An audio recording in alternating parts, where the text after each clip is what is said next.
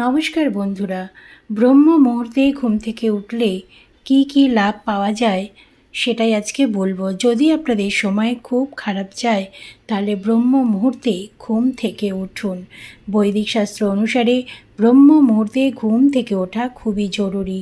ব্রহ্ম মুহূর্ত হলো এমন একটা সময় যা সূর্য ওঠার 1.5 ঘন্টা আগে শুরু হয়। এই সময় ঘুম থেকে উঠলে শরীর ও মন দুইই ভালো থাকে।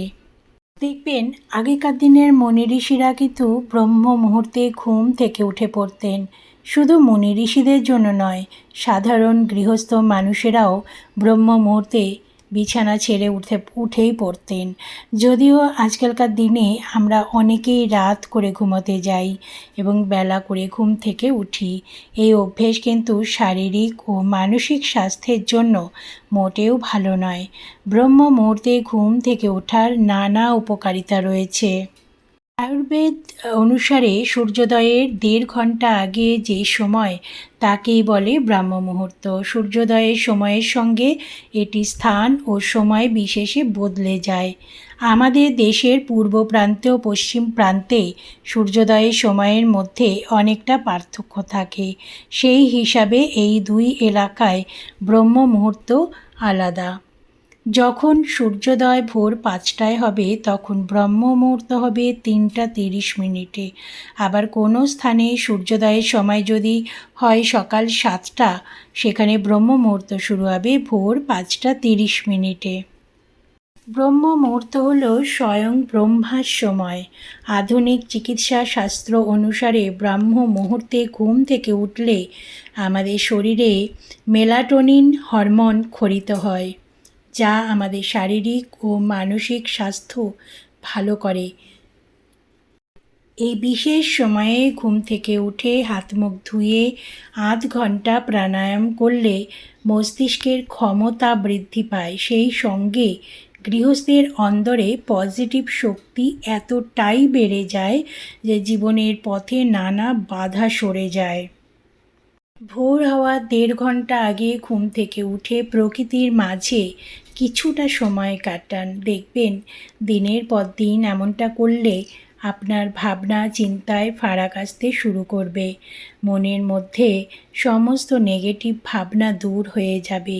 সেই সঙ্গে মন এতটাই শান্ত হয়ে যাবে যে রাগ, রোগ, ভোগ দূরে পালাবে। ব্রহ্ম মুহূর্তে ঘুম থেকে উঠলে পরে দুর্ঘটনা বা খারাপ ঘটনা ঘটার আশঙ্কাও কিন্তু কমে যায়। এই সময় ঘুম থেকে উঠে কিছুটা সময় গাছগাছালির সঙ্গে কাটাতে পারেন, তাহলে শরীরে অক্সিজেনের মাত্রা বাড়তে শুরু করবে। ফলে একদিকে যেমন ফুসফুসের ক্ষমতা বৃদ্ধি পাবে, তেমনি শরীরের গুরুত্বপূর্ণ অঙ্গগুলিরও ক্ষমতা বাড়তে থাকবে। সকাল সকাল ঘুম থেকে উঠলে শরীরের ভেতরে এমন কিছু পরিবর্তন হতে শুরু করে যে তার প্রভাবে মেদ ঝরার প্রক্রিয়া ত্বরান্বিত হয়। ফলে ওজন নিয়ন্ত্রণে আসে। রক্তে শর্করার মাত্রাও ঠিক থাকে, মানে কারোর যদি সুগারের সমস্যা হয় সেটাও কিন্তু আস্তে আস্তে কমতে শুরু করে। এই ছাড়া মনে করা হয় এই সময় প্রকৃতি অত্যন্ত শুদ্ধ আর পবিত্র থাকে। তো যদি এই সময় ঘুম থেকে ওঠা যায় তাহলে মস্তিষ্ক এবং মানসিক স্বাস্থ্য ভালো থাকে। এর ফলে মানুষের কর্মদক্ষতা ভীষণভাবে বৃদ্ধি পায়। এছাড়া এই সময় ঈশ্বরের আরাধনা করলে মনের সকল বাসনা পূর্ণ হয়।